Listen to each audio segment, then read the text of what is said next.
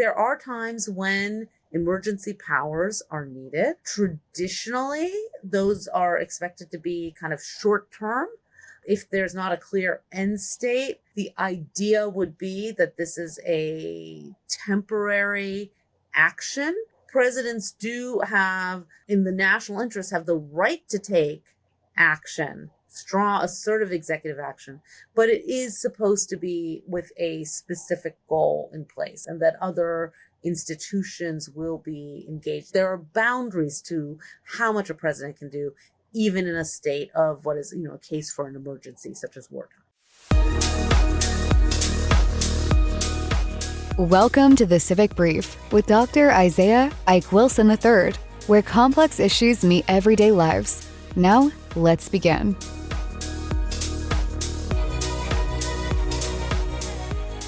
What exactly did the framers intend for the presidency? And how far have we stretched their design through executive orders, emergencies, and the weight of crisis? On this Constitution Day, we ask, how much energy should the executive have, and where do the guardrails bend or break? Folks, this is a Civic Brief.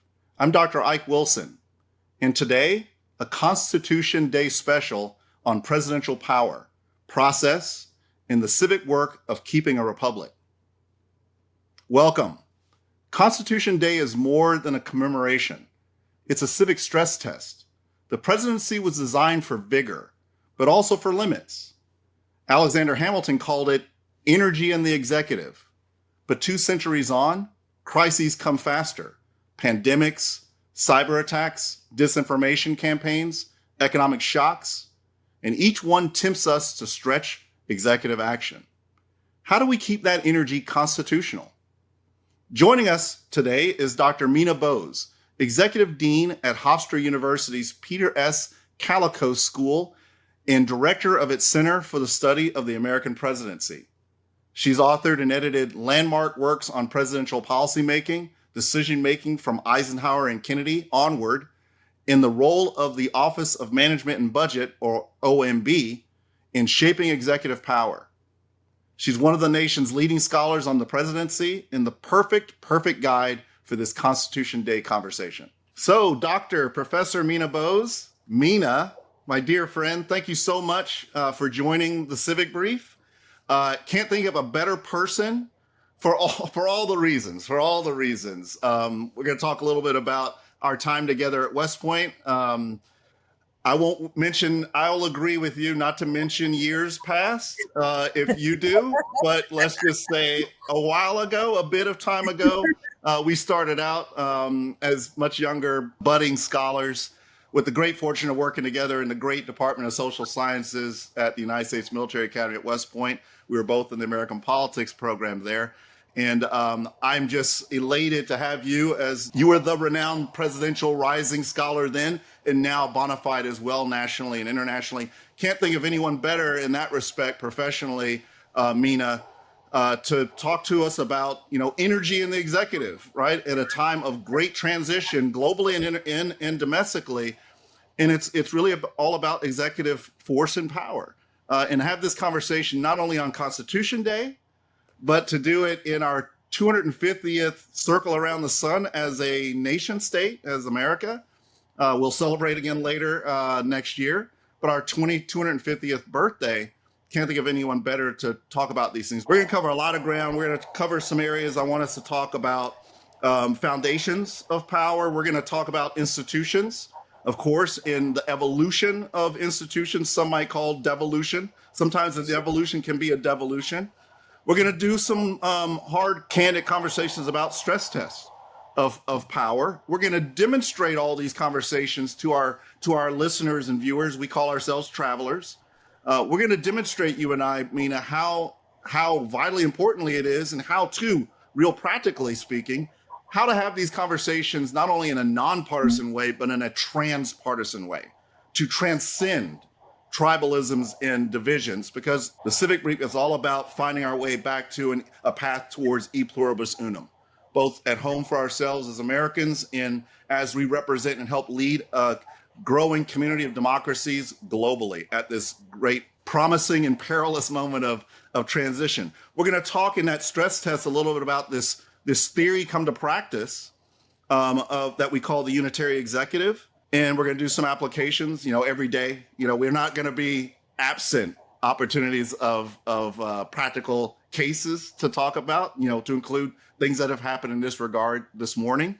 And then I want to spare some time to end with giving you the opportunity to kind of elevate us and, again, talk more broadly about citizenship and civic literacy and the vital importance of civic literacy, and particularly in this important year of our 250th anniversary. With all that said, and a lot of preambling from me, me, I'm cursed with the gift of gab. I'm going to turn the mic over to you. Maybe tell us a little bit about yourself and about the school and the center, and then we'll get off to the races on a great conversation. Well, thank you, Dr. Wilson, Colonel Wilson, right? Is that right? all those things. That's right. All those things. Mike is best. Truly, truly honored to be on this podcast, and cannot emphasize how important discussing civics is. And when we talk about how long you and I have started this conversation, we're not going to say dates. We're not going to say numbers, right?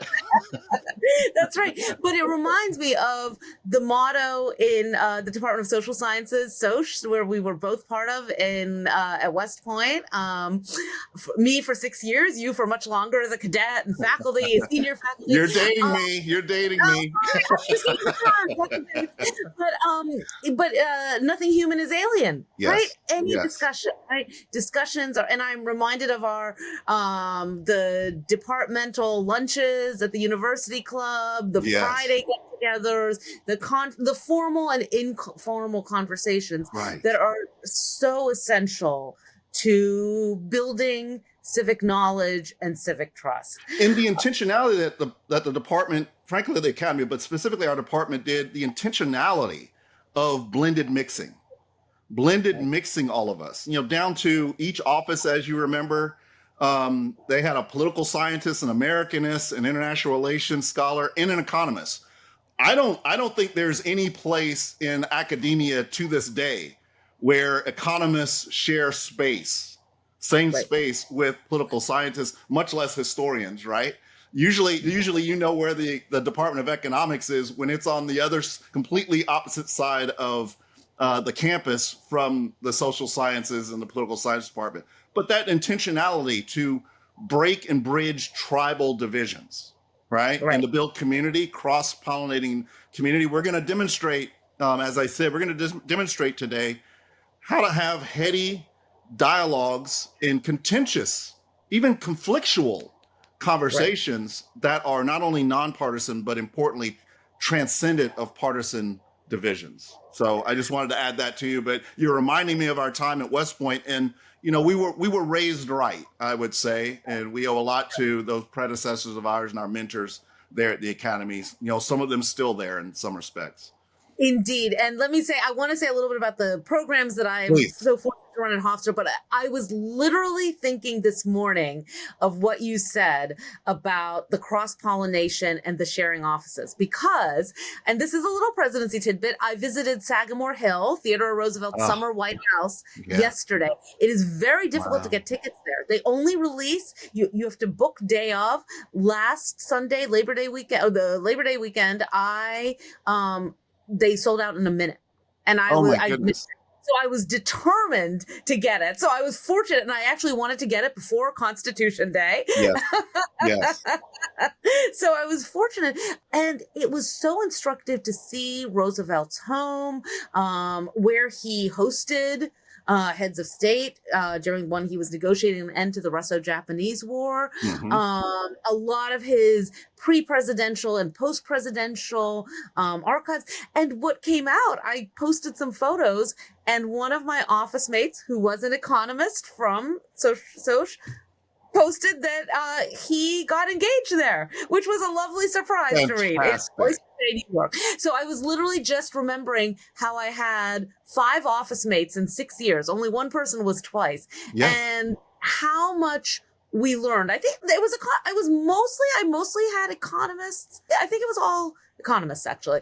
But it was so instructive and so fun. And I think I'm friends with all of them, at least on Facebook. It has carried, for me, it's carried through my whole public life, military, uniformed, and civilian. My first office mate was an economist. I won't mention his name. I don't want to, but I'm very compelled to do so because I love him so much. You do too. He was a colonel at the time, or he's a major at the time. We were very young back then.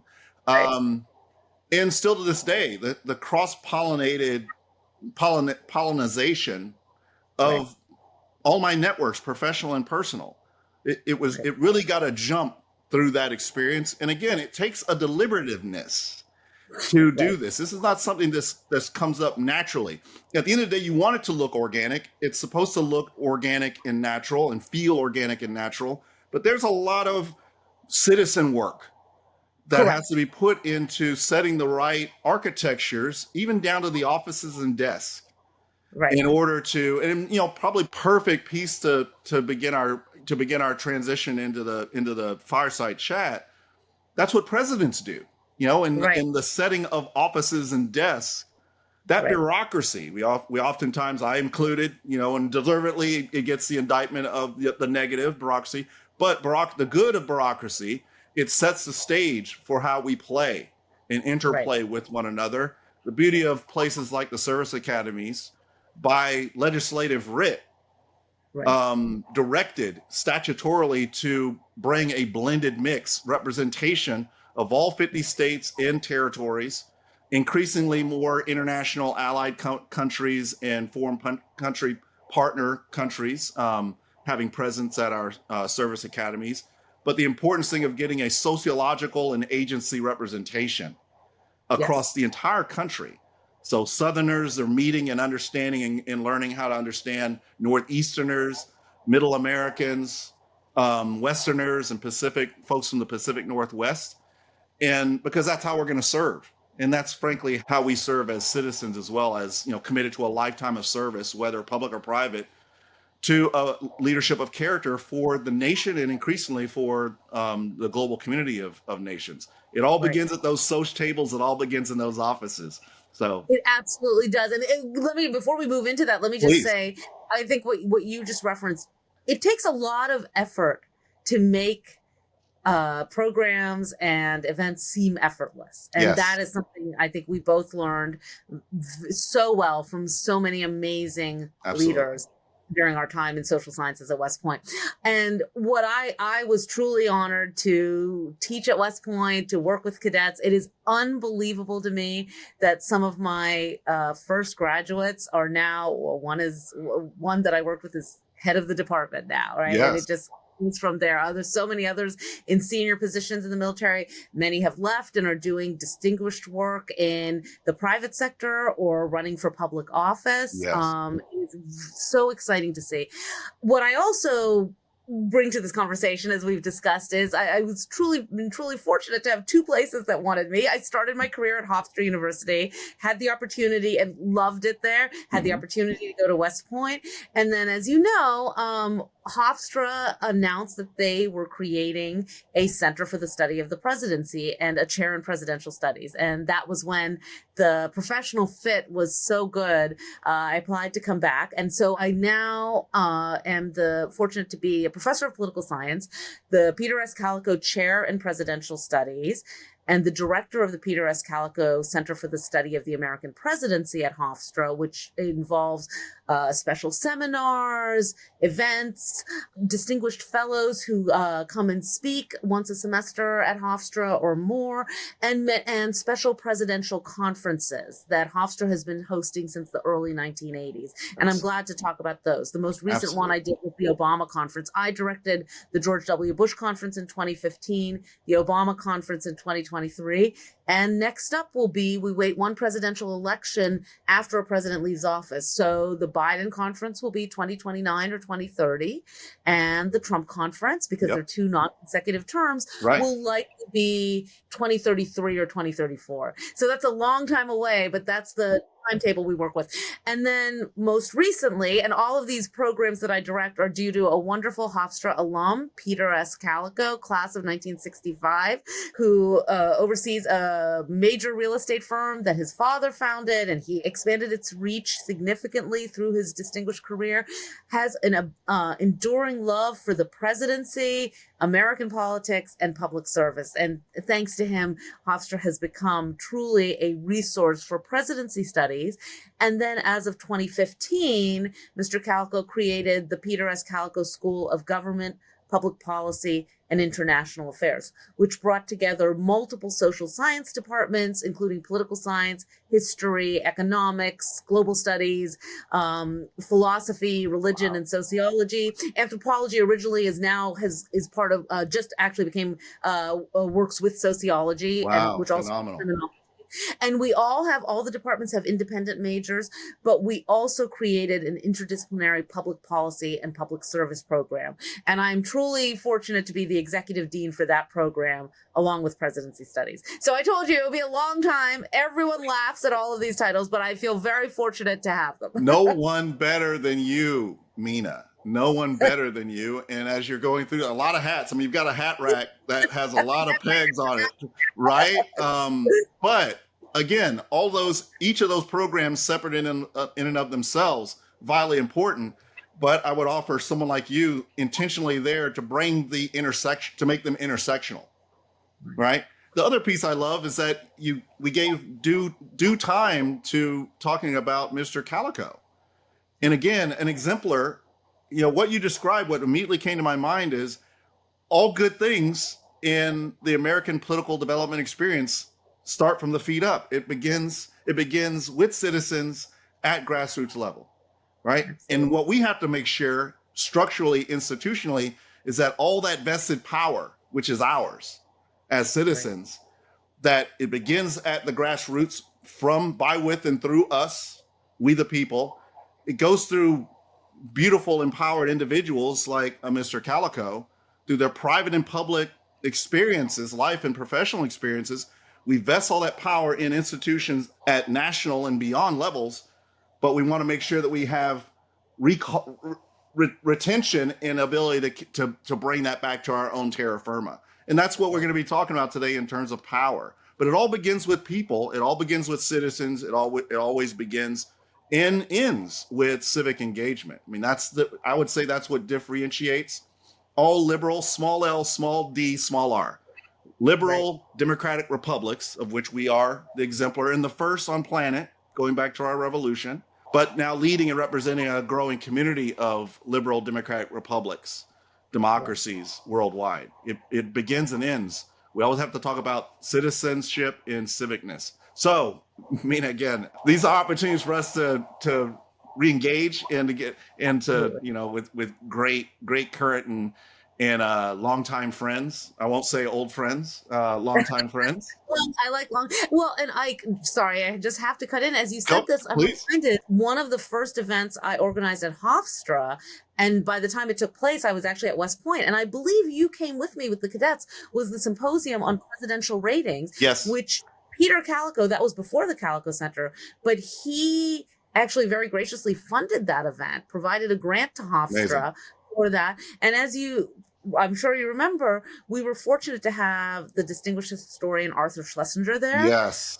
My dissertation advisor, Fred Greenstein from Princeton, and James McGregor Burns. The three of them had a keynote panel, and that was amazing to have them come. And I actually remember Fred Greenstein told me afterward that when the cadets walked in, I'm sure I can say this now, that Arthur Schlesinger leaned over to him and said, "They're here to defend Ike." Well, not you, Eisenhower, but maybe you too. Because of course, Fred Greenstein, and I think we'll get to this, had authored the famous book on Eisenhower, The Revisionist History of the Hidden Hand Presidency. And Schlesinger they had had an ongoing scholarly debate. And I thought it was so, we were so fortunate to be able to host those events and to have students hear these distinguished scholars, made possible by, professors and people who are committed, like Peter Kalikow, to engagement and discussion and informed deliberation. Well, so well said. Wonderful. Wonderful. Okay, we're gonna Okay. get into, I'm gonna pose some questions, right? And then we're gonna get into a fireside chat kind of thing, digital fireside chat. I want to talk with, as we should start, always going back to our futures, foundations of power. This is about compound things. I have a knack for turning the simple into the complex, right? Or seeing the complexity in the simple. In all seriousness, that's somewhat what the Civic Brief and its companion Substack, the Compound Security Unlocked, is about. Unraveling, understanding the complexities, the wicked problems, and opportunities that lie within an increasing convergence of otherwise discrete possibilities and problems that are becoming compounded more and more today, driven by a lot of factors, not the least of which an acceleration of disruptive technology. But that's only the one. And another acceleration, unfortunately, and something that we're trying to take on and maybe guide some corrective action, a dispersion of civicness. As I've said in other forums, a loss of our civic religion, right? The thing that de Tocqueville talked about of association, that gravitational force that would bring us from unnatural corners of all things that would gravitate us towards that e pluribus unum. At home and abroad, we have both of those dynamics that are really turning this moment of global geopolitical, geoeconomic, geosocial change and changing the character of this change, defining this moment that we're in a really standout way. So importance of going back to foundations of things like power, what it is, where it lies, where it comes from, and how our founders and framers framed it up, right? In order to get the most out of that power, but without taking one drop of independency and liberty from us on behalf of a collective good of security and order. So my first question is a bit of a compound one, so bear with me, Meena. You know me well. What did the framers intend when they built the office of the presidency? And here's the compound part. What did Hamilton specifically mean by energy in the executive, right? And how did they try to keep that energy accountable? Well, this is my right? second and third American politics lecture, so I'll try to get this condense this, and I tried to think about it, but there's a lot here.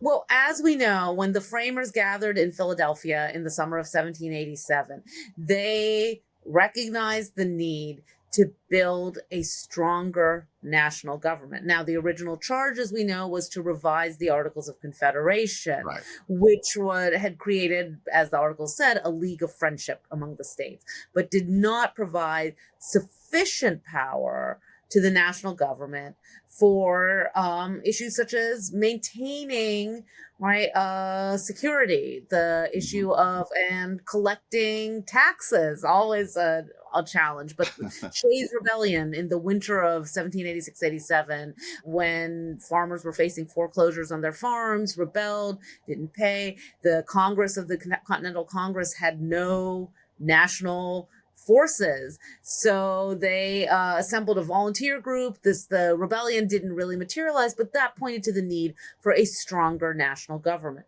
So Alexander Hamilton, of course, wrote after the drafting of the Constitution, Federalist 70, when in the Federalist Papers, when they were advocating for ratification of the Constitution, which included, of course, as you know, Article 1 is about Congress. The legislative branch is the first branch of government. Article 2 is about the presidency. And what we see in Article 2 are very broad and really open-ended provisions for executive power. Now, and we can go into those details. I'm sure we'll go into some of that, but I'll just move ahead to when Hamilton was justifying the executive branch, and in the famous Federalist 70, where he discusses the need for energy in the executive, which he defined as unity, a single president, a duration of office, to have a sufficient term, 4 years, of course. There were discussions in the convention of 1-year terms, right, particularly by the anti-federalists who feared giving too much executive power, a salary to ensure that the president would be able to focus on the duties of the office and competent powers. The part that I think is particularly interesting on Constitution Day is what you just referenced, the accountability, right? Yeah. And so how do we ensure that the safety, right, the ingredients that include safety in the executive are a due dependence on the people, which of course refers to elections.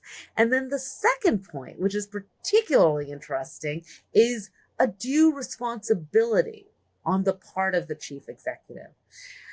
And that, of course, right, this isn't part of the Constitution, but if we think of the Federalist Papers as part of our guiding documents, right, they point to the belief that the Federalists truly believe that that the public could count on the president to exercise responsibility, respect for the boundaries of the office, restraint when needed. And of course, there are provisions for if a president doesn't fulfill those, Right. and we'll talk about that with impeachment. But a large component, I think it's very interesting, that of what constitutes safety, of ensuring that the government isn't too powerful, the public, and then trust in elected officials, including particularly the president. We're talking norms here. Most of what you just articulated is an expectation of norms as internal restraining and constraining factors. We're not talking about law or super empowerment with force available to physically, literally restrain. We're talking about an acceptance of a norm of behavior, right? Yes. I mean, that is, I'm so glad you mentioned this. I mean, this a due responsibility, again, not anywhere explicitly, as you know, I think I'm right on this in the Constitution.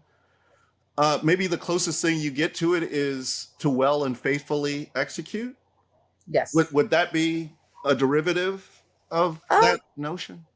I think it's a component of it. Yeah. I think what you see primarily in the Constitution is, right, the separation of powers, the checks and balances. Yeah. Congress makes laws, the president can sign or veto. Right, the president makes nominations, right, cabinet appointments, federal judges and justices. The Senate has to approve by majority vote. Of course, the veto power, the president can veto legislation, but Congress can override by a 2/3 vote in both chambers. So I would say that the Constitution primarily focuses on the institutional sharing of power, as presidential scholar Richard Neustadt said, separated institutions Yes. sharing power. Love that. But yes, I think some of what Hamilton references, and we see this in the other Federalist Papers as well, about serving during good actually, this is in the Constitution about serving during good behavior, but in the other Federalist Papers about the people of talent, right, holding office, Right. and the Senate for justifying the 6-year term. And I think that was largely a belief that you could largely count on enlightened statespeople to govern. This is Federalist 10, but of course Madison pointed out enlightened statesmen, as he put it, will not always be at the helm. And that's Right. where he added, right, the need for a large republic, so interests would balance interests, right, faction to control the effects of faction. So it's there, but I think largely this was an implicit, a norm, as you said, an implicit agreement that people who served would exercise their own self-restraint to respect the rule of law. The restraining of the norm of norms. I mean, what you just said triggered this in my mind. It seems that at the time, the norm of norms was restraint, a limitation of power, investment of power, vesting of power, but a restraining action. You know, emphasis on limited power, emphasis on limited government. To be fair, another point you had made beautifully, by the way, that this expectation that folks taking the seat of the presidency would have that would be enlightened with that norm. Right. Perhaps we need to be more sober and fair, because I would say enlightenment is probably a factor of the times. in the conditions. And so, a lot has changed in terms of the times of, 1787, 1789 to 2025. So, I mean, I think it's probably something, and I'm sure as we go in our conversation today, but really for our travelers, something for us to carry with us in the middle of our mind going forward is to think about the context of what in any given time the majority of us agree is enlightened wisdom, and at the same time what deviates from that norm. But the norm seems to be something that is shaped and also subject to change, evolution, devolution, whichever word we want to use. It's a sign of the times. It's a sign of the times. I'm very intrigued by this notion. I'm sure we'll end up coming back to it, but you've set us up perfectly. I want to say one more question in this foundations of power arena. I want to get to specifically to two presidents and presidencies that you're very, very familiar with, leading edge familiar with, Eisenhower and Kennedy. So the question's this: from your work on Eisenhower and JFK, how did these two presidents balance what we'll call decisiveness with constitutional process, especially when it comes to national security? All right, talk a little bit about that. Sure. Well, this, as you know, was the basis of my first book, my dissertation, Shaping and Signaling Presidential Policy, the National Security Decision-Making of Eisenhower and Kennedy. It's right back here. I could probably point it up. I swivel around. I think I can see it. But I think I had the good fortune to work with Professor Fred Greenstein as my primary advisor, who had written this foundational history of Eisenhower. John DiIulio was my second reader, who had done a lot of work on American politics, bureaucracy, administration. And we're mentioning all these names, and our travelers who are not academics are probably looking, especially at me and my body gestures, like, wow, these two are really geeking out here. But these names, folks, these names are really icons. These are pillars of our American political development. And the fact that you, Meena, had an opportunity to protege to them, amazing. Go ahead, please.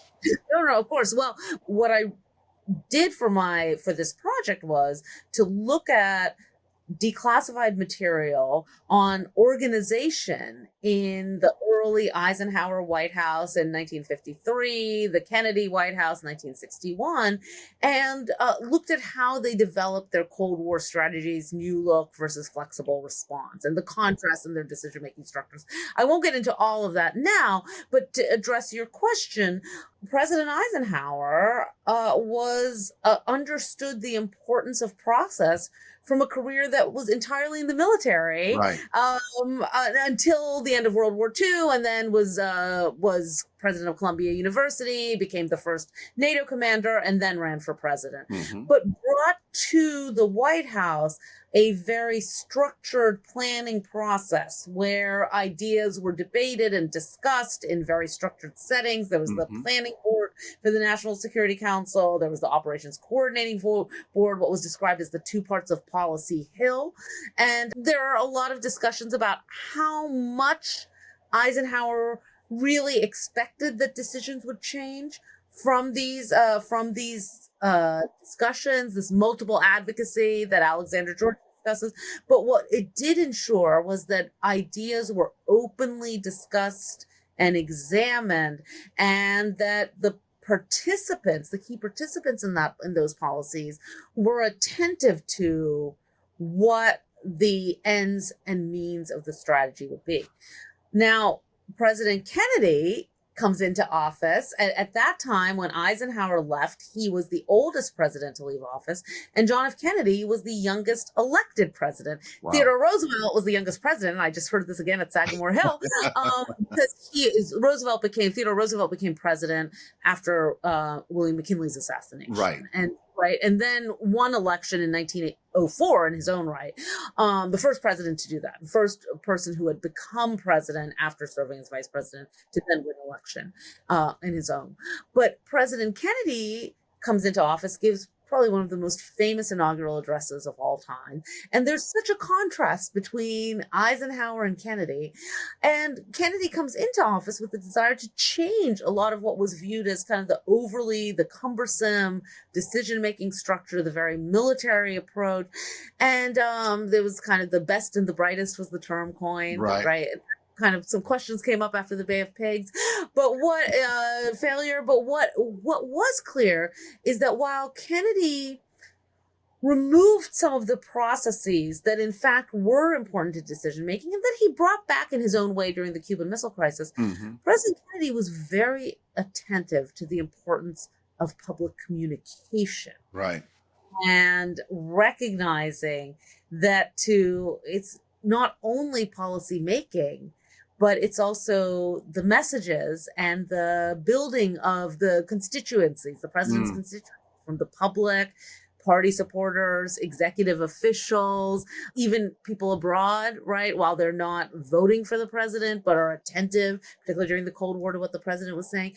And President Kennedy, with his live televised press conferences, his attention to language and to the importance of public communication, really made that too, I think, pointed to another way in which energy in the executive is employed, particularly in the modern presidency. It's become an expectation, kind of from Franklin Delano Roosevelt, the fireside chats, who originated those on. Right. I'm intrigued with. I don't want to spend too much time on this. I could talk about this forever. There's so many directions I want to go on what you just laid out, but the generational differences between Eisenhower and Kennedy, what that represented at the time, a great time of great transition, embodied in the men themselves. A replacement. Correct me if I'm wrong. If I've got this is Ike's interpretation, but a replacement with Kennedy of a lot of the structure intended for regularity and, dare I say, transparency. Right? To lend an enhanced I'm going to make up a word here, understandability, right? Of what's going on at a time of great ambiguity. But Kennedy comes in, he takes some of that scaffolding down, that formal militarized scaffolding, that hierarchical, he flattens. I think it would be easy to say that you lose a lot. Maybe we did lose a lot of transparency and regularity from the removal of some of that hierarchical structure. But it does seem that, to a degree, JFK replaced it with his form of public communication and public diplomacy.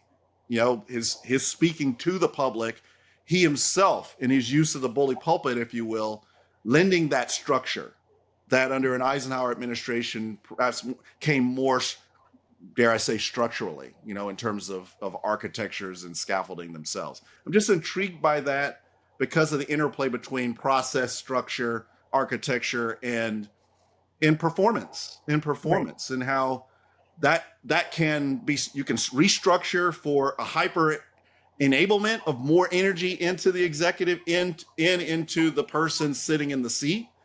You can also do that through just power of personality and communication, the communication of the communicator themselves. For whatever that's worth, that's what really came to my mind. I just want to put that out in the air for the travelers to kind of chew on as well. Okay, great. We're going to come back to this inevitably because I want to talk a little bit about one of the powers as it relates to national security and increasingly to so-called domestic policy and security, the so-called war power, right? We're having some interesting extensions and articulations of energy in the executive, both at home and abroad. Case in point, the lethal attack on the alleged drug vessel, maritime vessel, allegedly tied to the state of Venezuela, really by executive fiat, and not much more than that. We can talk a bit about that. Domestically, the federalization, not only of the District of Columbia, but prior the federalization of the Guard in California.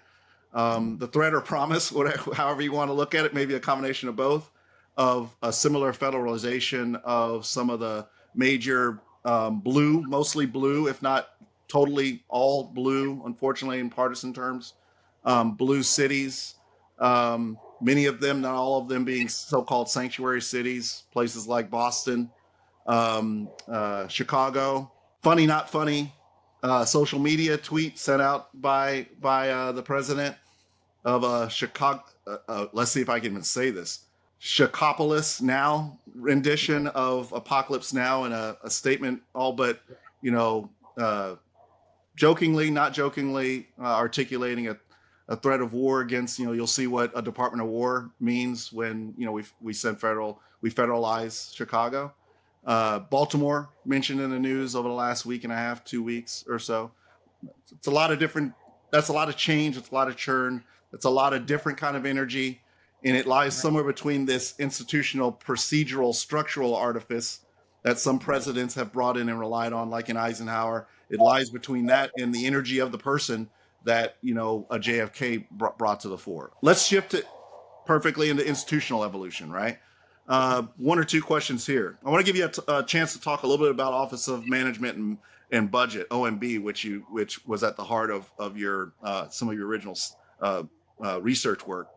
How has the rise of the administrative state, right? And, a reminder, Trump won first term.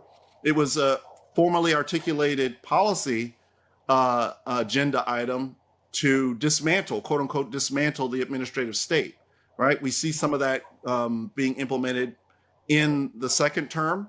In some respects, we see the exact opposite. We see the exact opposite of a devolution or dismantling of the administrative state, maybe a shifting of that administrative state in different directions by executive prerogative, right? But an interesting thing to consider nonetheless. But how has the rise of the administrative state, maybe particularly the OMB, because it's of this relationship of how important economics, domestic and foreign, has become again in this moment that we're in today, how has that reshaped presidential policymaking? And frankly, what's the constitutional significance of the shift, if any? Okay, yeah. Well, a lot to discuss here. Yeah, good. I had so many responses to what you were saying earlier, but I'll hold off because I know we'll get back to it. I'll just say, because this actually frames the discussion for OMB. When you look at Eisenhower and Kennedy and internal process and public communication, and how both of those have become kind of essential components of the modern presidency. Mm-hmm. And a question for us, as you're talking about current events and how decisions are made and how they're communicated through social media and so forth, whether that balance between the public and private requirements of presidential leadership has tilted too far in one direction. Feel free. I mean, we're going to talk about the unitary presidential, unitary executive theory to practice. But like you said, I've preambled. I'm a terrible poker player. I show my cards. I've shown them early, so feel free to play against the hand I've shown and talk about some of that stuff right here and now. We don't have to. We will easily and aggressively go off script. Well, right? I think we both had a department chair, STEM head at Soch who preferred hearts to poker, and that was good for a lot of conversation. So yes, I do poker. Forte. But let me kind of bring this context into the questions about OMB into larger the rise of the modern presidency, the administrative presidency, and what that requires for executive leadership.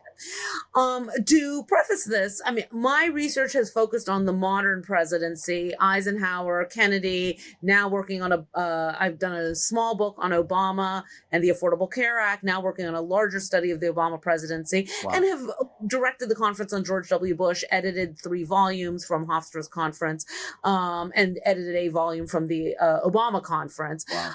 In between those 2 conferences, the Kalikow Center hosted in the Kalikow School a symposium on presidential executive policymaking in the Office of Management and Budget. And this idea came to me from a presidency scholar, Andrew Rudalevich. He and I co-authored, we organized this together at Bowdoin College. He's at Bowdoin College. We hosted it at Hofstra, brought in scholars and former OMB senior staff, brought in our keynote speaker was former White House Chief of Staff and head of OMB, Jack Lew, previously the Biden administration was ambassador to Israel as Yeah. well, also served as Treasury Secretary under Obama.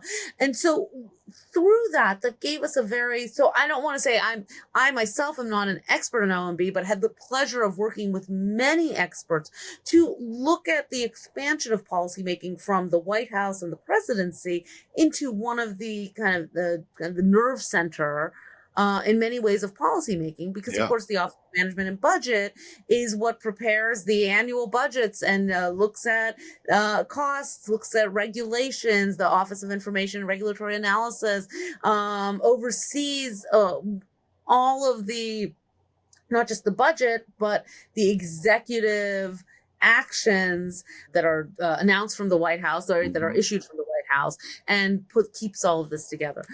What you see there is an agency that really, with a small staff, relatively small staff, puts together the documents that allow the government to function. And this dates back to OMB was originally the Bureau of the Budget in 1921. When Congress passed the Budget and Accounting Act, it used to be that cabinet departments would send individual budgets to Congress. As the executive branch began to grow, it just became too cumbersome. And so the Bureau of the Budget, became OMB in the 1970s, was created to kind of centralize budgetary development and coordination. And we see there the need for an administrative state to make the federal government function. And then this gets back to, again, internal administration and then external accountability, if you will. The director of the Office of Management and Budget it's a Senate confirmed position. A lot of information is available publicly now. The federal government has really kind of tried to move that process forward. But there is a need for kind of internal analysis to determine, taking the White House priorities, bringing them in line with what the cabinet departments and federal agencies are doing, putting all of that together to establish costs and benefits, and having a federal budget of the United States.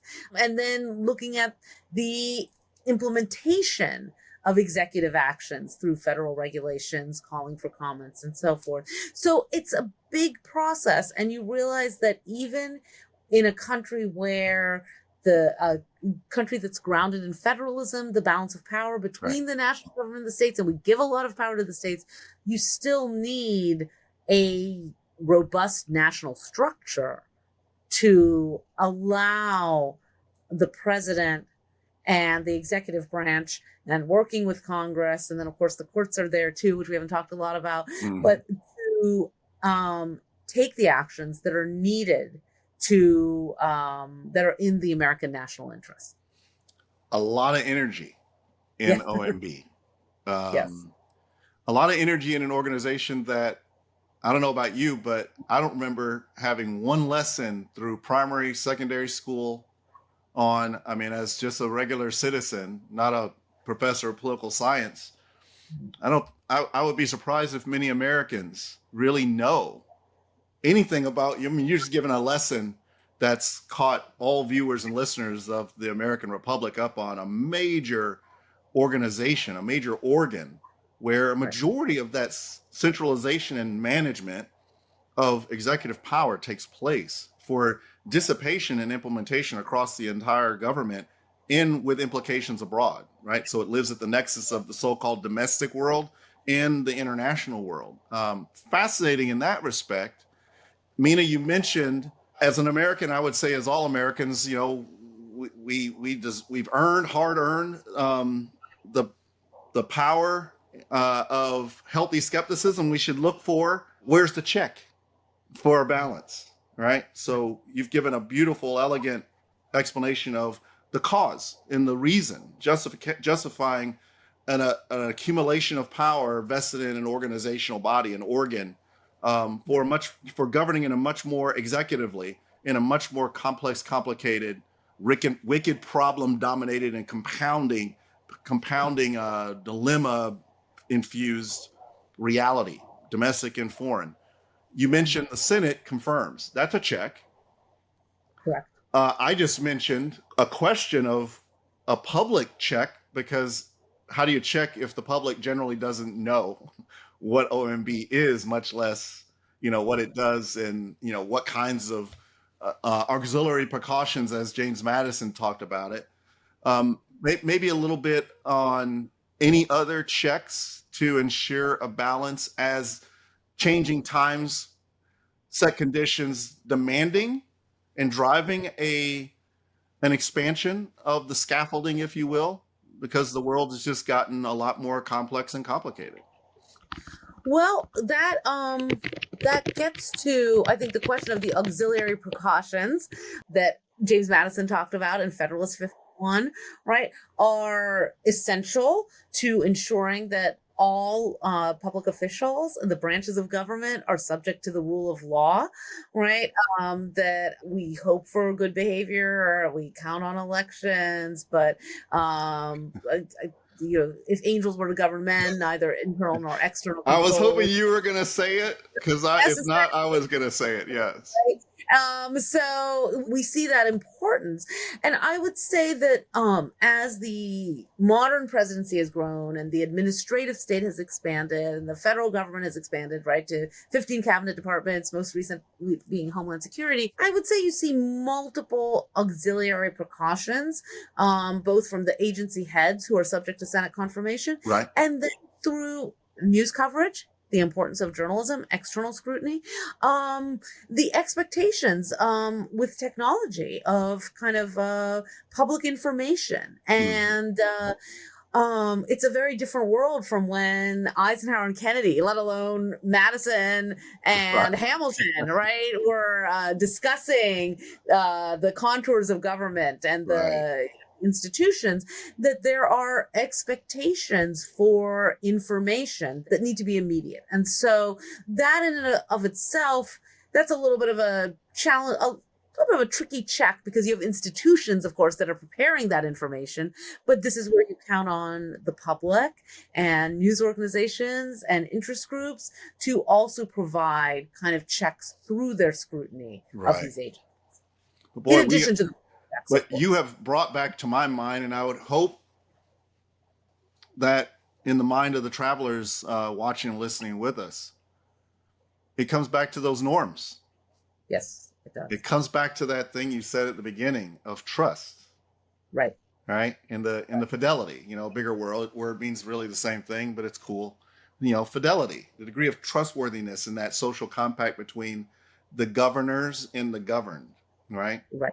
At moments of transition where there must be, and a lot of times, a conflictual dialogue, again, about American political development, a structured marketplace of competing ideas at times of grand transition and change, where we're trying to get a recalibration, find a new equipoise, a new balance point between structured power, personality power, intent of power, and the utility of power, and the relation, and how that changes, and how our imperative is to make sure that rebalances sooner than later, in a way that retains for us that republic that Benjamin Franklin talked about, right? At the beginning of us. We are right at where this is perfect, because I want to transition this into some of the stresses and the stressors in the stress tests of power. And then we're going to get in that same vein, we're going to get in some of this conversation we're going to contemporize it with the unitary executive, both in theory and practice. But first, let me preamble with this question for you, Meena. Let's consider emergency powers, executive orders, national security waivers. These are sometimes necessary, right? As you've really teed up for us. But where are the constitutional guardrails in practice? Right, you've talked to some of those, but an opportunity to maybe expand on that. Sure. And this gets into a kind of larger discussions dating back to the founding of the Republic, and of course with the rise of the modern presidency, about expectations for executive governance, and how the United States ensures that expanded executive power remains within constitutional boundaries. Because a lot of that expansion has been institutional rather than constitutional. If you look at the rise of the modern presidency, the institution of the presidency constitutionally has had some significant changes. The 22nd Amendment, limiting the president to 2 terms, 25th Amendment, the procedures for presidential disability, the Electoral College, right, in the 12th Amendment about separate votes for president and vice president. I mean, there are some significant changes, but moving inauguration day from March 4th to January 20th. Right, the 20th. But by and large, the expansion of presidential power has been in response to crisis, the national emergency, the Great Depression, World War II, the sustained role of the United States as a global power after World War II. By that point, the features of the modern presidency were in place. And that has started to raise important questions about the extent of executive authority, how that is checked. And that is particularly true in 2025, when we see a very assertive kind of expansive approach to presidential power, kind of pushing the boundaries and almost essentially challenging courts and the Congress and the public to push back and determine what the boundaries should be. Right. The way it was designed for the framers is really that there are times when emergency powers are needed. Traditionally, those are expected to be kind of short term. If there's not a clear end state, right? The idea would be that this is a temporary action. And by and large, other institutions have not challenged the president. If you think about during the Cuban Missile Crisis, where President Kennedy learned that the Soviet Union had put missiles on Cuba, about a week before he informed the public. And when he informed the public in an evening address or an address to the nation, and then informed members of Congress, there was no question that the president was going to take action and was not seeking congressional approval, right? And this gets into war powers and some other debates. Wonderful. But the idea that presidents do have, in the national interest, have the right to take action, strong, assertive executive action, but it is supposed to be with a specific goal in place, and that other institutions will be engaged. If you think of Truman and the seizure of the steel mills, right? And that Supreme Court became involved in that, and Truman justified that action on the basis of the Korean War. By the time the courts ruled on restricting executive power, right, and agreement had ultimately been reached, but it did point out that there are boundaries to how much a president can do, even in a state of what is, a case for an emergency such as wartime.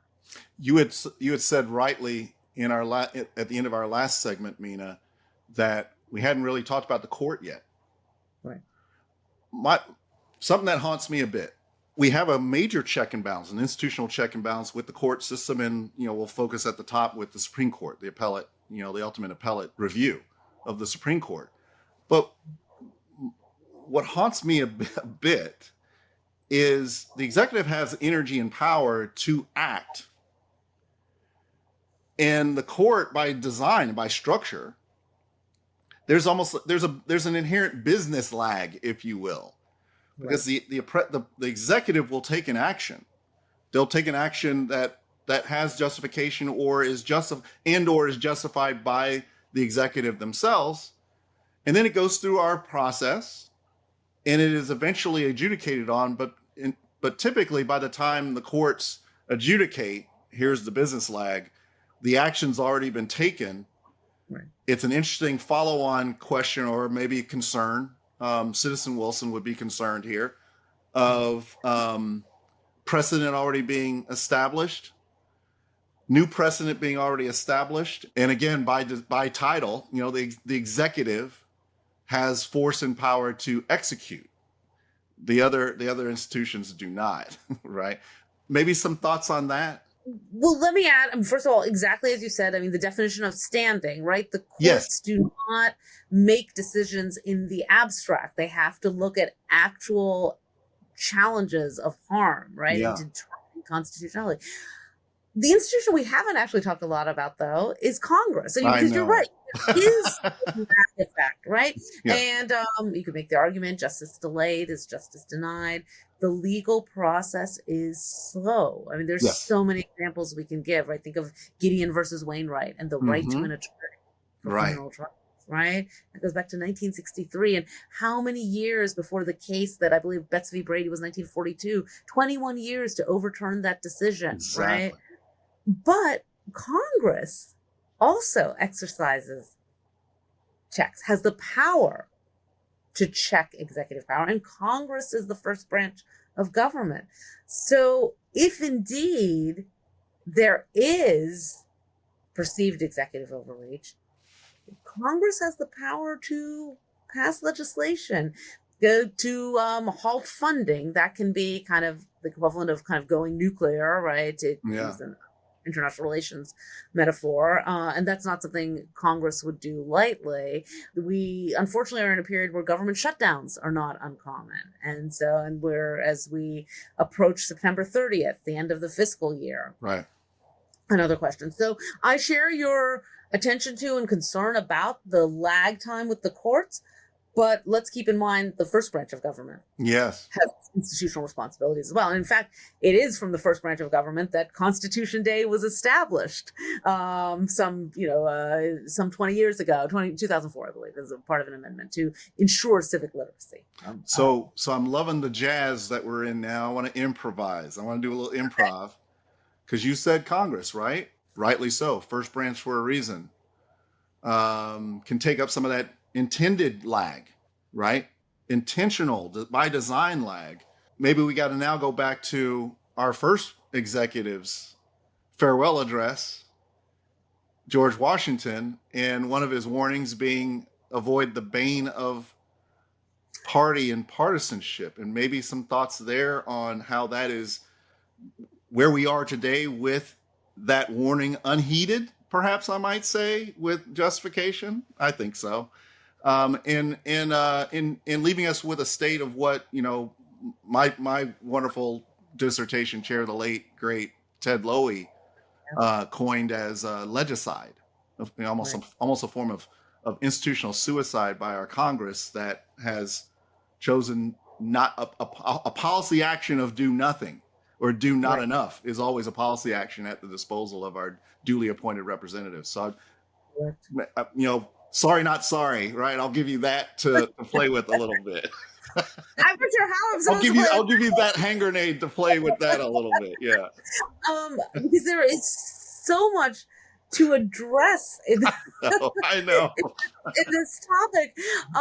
When you get to questions of structure, I think about and partisanship, right? And this gets to institutions and American political development and the nature of the winner take all system, right? In national elections, we have very few in New York City. Actually, in the primaries, they have the instant runoff voting. That is not right. We're not a parliamentary system, nor do we have instant runoff voting. A couple of states were kind of trying with it, but it's certainly not on a national scale, right? But the challenge is that our system, the structure of our democracy lends itself to a two-party system. And it's very difficult. This gets back to Anthony Downs and an economic theory of democracy. If you want to change the structure, then you'll get different results. But the idea of kind of parties as factions and a non-party system, I talk with students bring this up all the time, right? The desire for a new party or a different party or a different message. But we have these governing structures, and it's not easy to structural change takes time. 1787, when the framers converged in Philadelphia to modify the Articles of Confederation, to revise them, they created a new system of government. That's probably an appropriate topic to consider on Constitution Day. Right. Do you want to revisit that today? And what might some unintended consequences be?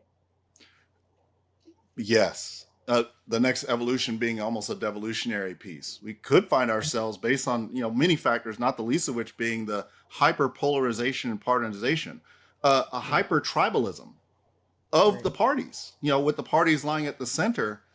The next evolution of the American Republic could be a devolutionary step back to something moving more in the direction of the original articles, still a unified statehood, an American statehood, but not as much of a unitary state as it has been during the modern period of our times. I think we're running up against the clock. I want to give you a couple of minutes and a couple of questions to kind of round this out. I want to give you an opportunity to just kind of give us a general explainer of this theory to practice of the unitary executive. We've really kind of danced around it. Some of the things I put on the table of the contemporary cases of a Trump 2 administration, articulation of energy, right, through its executive orders and executive fiat is an example, an expression, an implementation of the unitary executive theory. Maybe some thoughts on that, and then I want to let you leave us with. I'm going to give you the final question now: citizenship, and civic literacy. What should citizens pay attention to on Constitution Day? Keep that in the back of your mind to answer that last, especially when it comes to presidential claims of power. Right. Okay. So, well, that is a lot to cover. I know, and you got 30. You probably got like 45 minutes to a minute to do it, right? I would say that for the unitary executive is really almost a separate topic in and of itself, but building upon, right, because this has been a subject of some debate, really, I mean, since we were both teaching together, right, after the 9/11 terrorist attacks, the question that kind of the subject came to the forefront. What is the extent of executive power? And that's been, there's been much of the dialogue in the 21st century. The argument for the unitary executive, the argument that proponents make is that the president really is kind of despite Article 1, the president is kind of the leader of the government, is the face of the government, and needs to kind of direct action and is subject to the rule of law, but that the expansive executive power is needed to ensure national security, political sovereignty, right? Think about kind of the individual, this is kind of bringing in Michael Walzer and Just and Unjust Wars, but what our own rights of life, liberty, and property are when you expand those to the Republic. The unitary executive does require constraints. It doesn't assert a changing of our constitutional structure, but prioritizes the executive over the other. And I would say that a challenge for us to consider on Constitution Day, and this kind of ties into your last part, is how do you ensure that executive power is checked, right? Yeah. What role does Congress play? What role do the courts play? What role do the states play? We haven't really talked about federalism. And then perhaps most importantly, what role does the public play?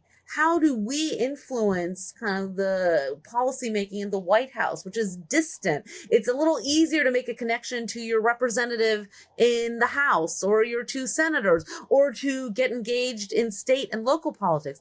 But that doesn't mean, the White House is not immune to public engagement and scrutiny. And I would say on Constitution Day, it is essential that we, whatever our fields of study are, whatever our interests are, that we are attentive to what the government is doing. And particularly in a time where executive power is being used, so there's been such initiative and such aggressiveness, I think is a fair term, with all of the examples you brought up, with immigration, with the National Guard, with there have been just multiple cases of challenges, the efforts to cut the size, slash staff and budgets in federal agencies, the changing, the questioning of plaques and descriptions in the Smithsonian museums as we approach celebrating the 250th anniversary of the Declaration.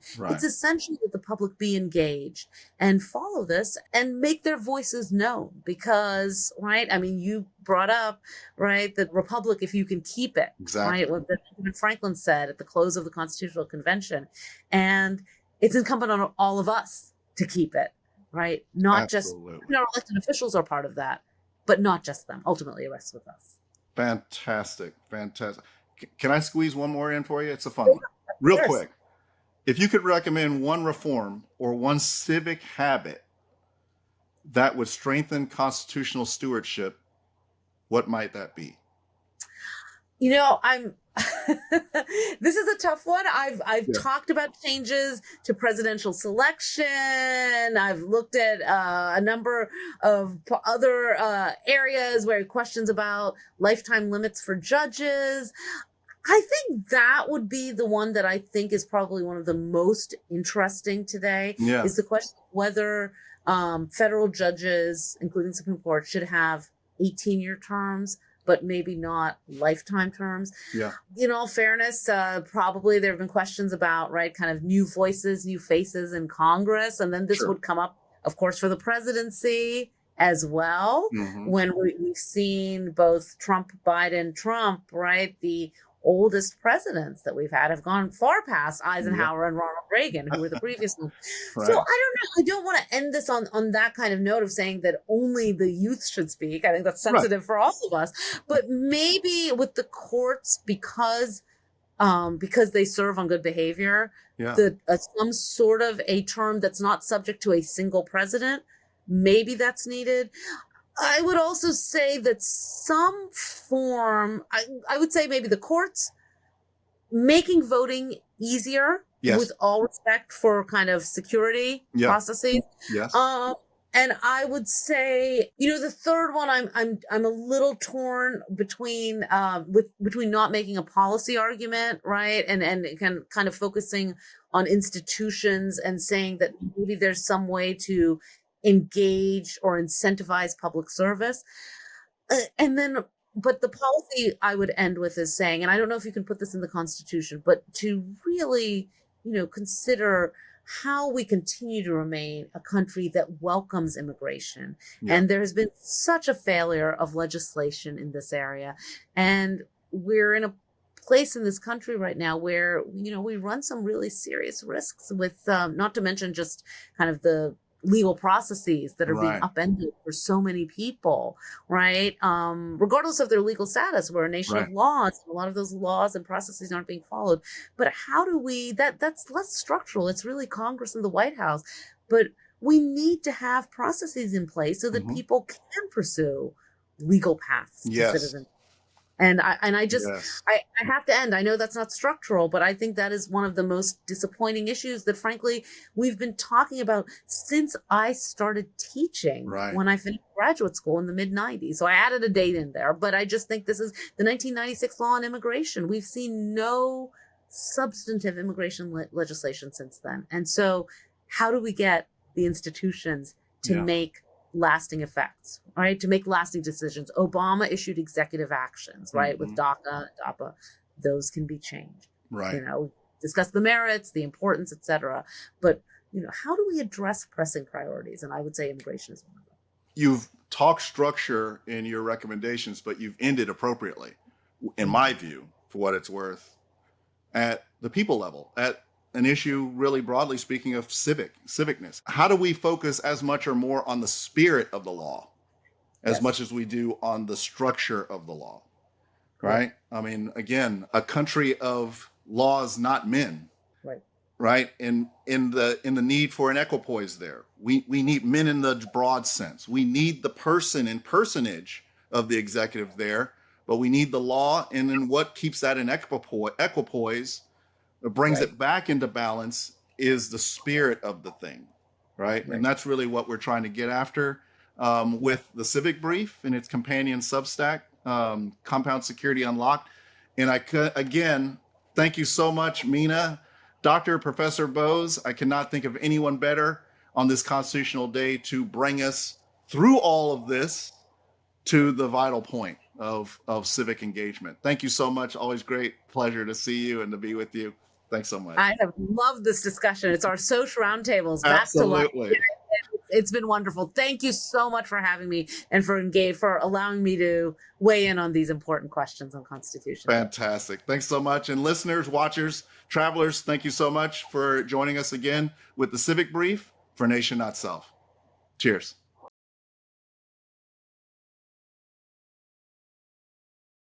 So, travelers, you just heard Dr. Bose walk us through the Constitution and how it bends under pressure.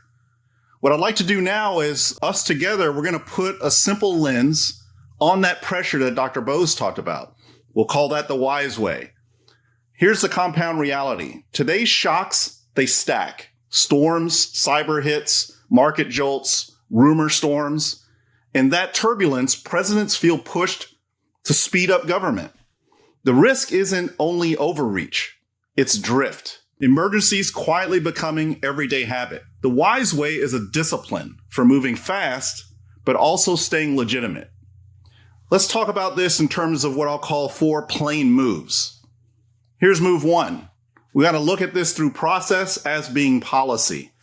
Now, if a decision really matters, it earns a 1-page options note to the president. In plain English, here's what that options note might lay out. What are we really trying to achieve? Secondly, how would we do it? With what resources? What could go wrong? And how do we reverse it? Importantly also, who's watching the store? If we can't write all that down and be transparent about it, we probably shouldn't do it. Then keep a small cross team composed of law, facts, operations, money, messaging, so speed doesn't amputate any limb. And then we need to agree before the storm, again, I'll say that, before the storm, what triggers a heads up to Congress, that first branch check and balance, what needs consultation, and what needs consent. In other words, no rulemaking on the fly. Let's look at move 2. Broaden the toolkit. This is where we talk about in the wise way that integrated what I call 3D times C, diplomacy, defense, development multiplied by commerce. Defense. It needs to be the last amplifier, not the first reflex. Diplomacy. It buys access and permission. Things like overflight, basing, intel sharing, even ensures in port authorities when the issue deals in the maritime realm. Development. This is resilience, both in a global sense and a domestic sense, to include things like ports, power, hospitals, data hubs that keep life upright. Commerce, from the household to the global geoeconomic realm. Targeted export controls, temporary insurance or credit backstops, mineral and supply deals that help communities, not just spreadsheets. What's the point? When your toolbox is wider, you don't need force or executive fiat to move fast. Move 3. Let's look at maxi-min guardrails. What do I mean by that? Maximize our position, minimize single point failure. I would say 3 simple checkpoints here. First, regular touch points, again, with that first branch, Congress, the people's branch. Second, emergency powers that expire. Let me say that again, that expire on a clock unless renewed in transparent daylight. Thirdly, a public scorecard that separates the truly extraordinary from what's merely convenient.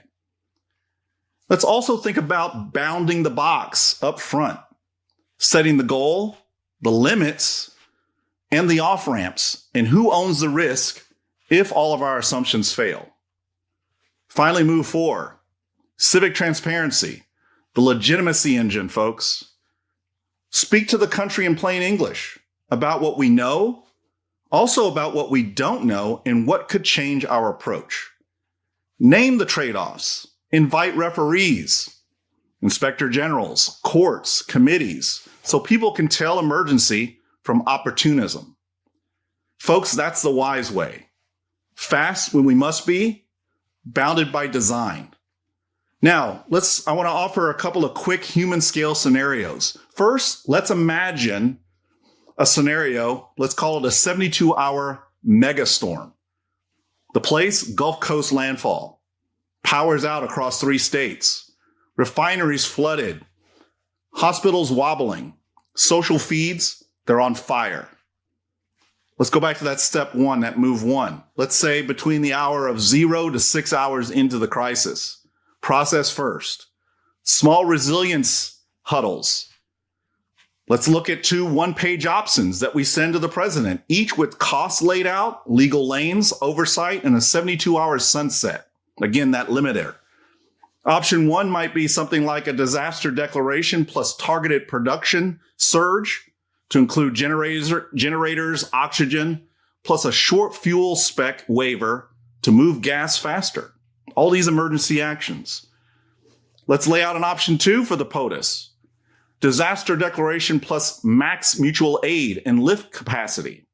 Keep extraordinary powers all in reserve. Move 2 or step 2, something within the hours of the first 6 to 24. Use the wide toolbox, that broadened toolbox that we talked about. Let's look at defense first. In fact, in terms of use last.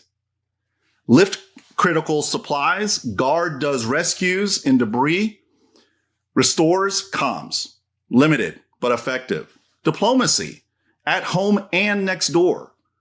Moving utility crews across borders, aligning port reopening rules, tapping neighbors for temporary power flows.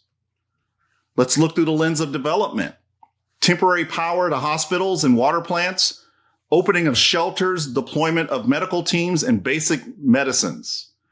And then that commerce lens.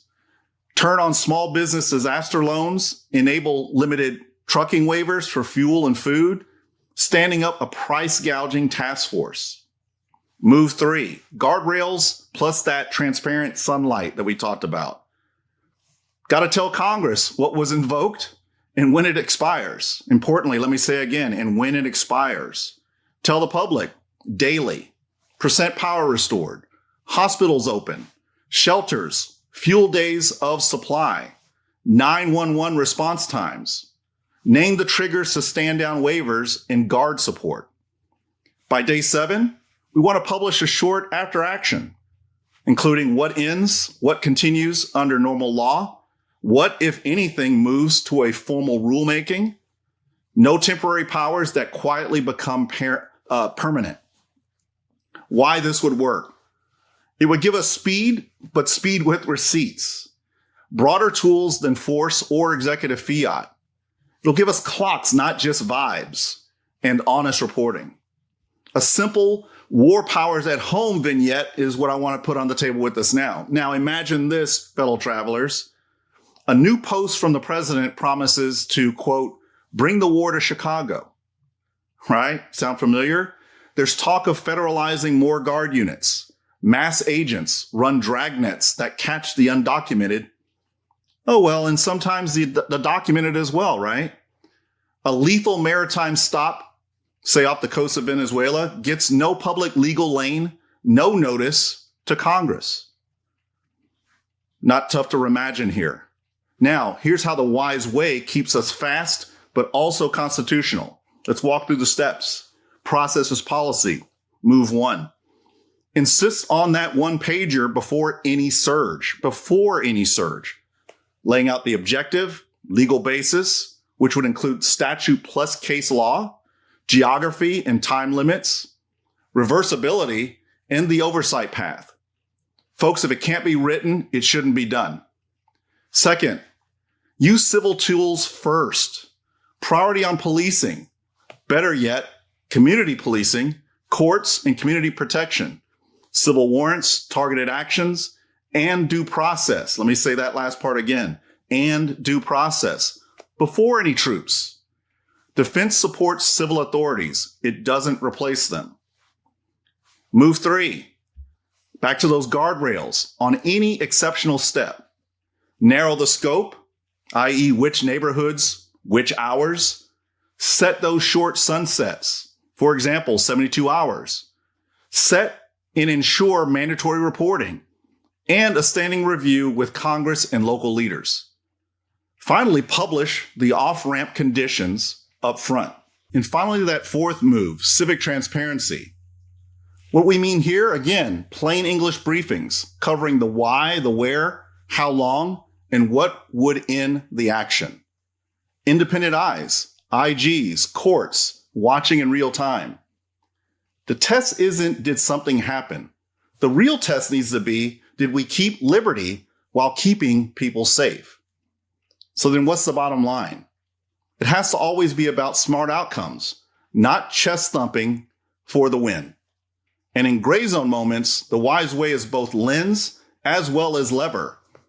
Precise in what we authorize, relentless in what we report, honest about trade-offs, a free people will accept. The Republic doesn't need a timid presidency. It needs a bounded one, fast in crisis, truthful in process, and limited by design. That is how power stays useful and right-sized, and that's the wise way. So if today's conversation helps sharpen your civic lens, subscribe to Compound Security Unlocked on Substack and join this podcast, The Civic Brief. Also, join our travelers community and connect with us at Wilson Wise Consulting. Together, we can equip leaders and citizens to handle power wisely.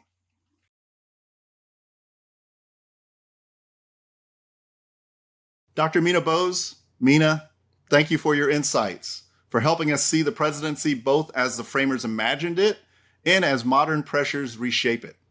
Constitution Day is not just a date. It's a reminder that self-government requires vigilance, energy paired with restraint, power paired with process, and citizens who know the difference. Travelers, this has been the Civic Brief. I'm Dr. Ike Wilson. Let's keep the Republic together for Nation Not Self.